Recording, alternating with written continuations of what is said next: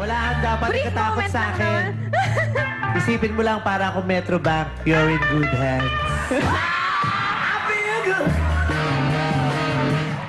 Mukhang ito si Carrie lang makakapagpasaya ng nanay ko pag ipinakilala ko yun.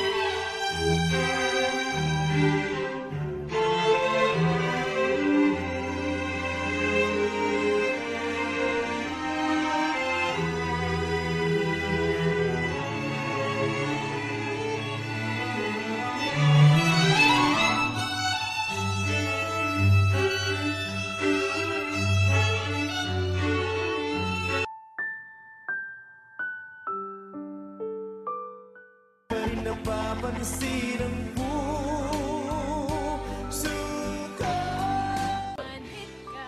Tol, para kanino ba yan? Para dyan. Kanta, mamili ka talaga sa amin kung sino sa amin dalawa. Ngayon, magkaalaman na tayo. Ano bang gusto mo?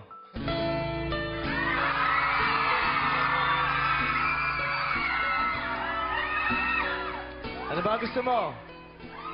Diretso? Pero maiksi. O mahaba? Pero paluktot.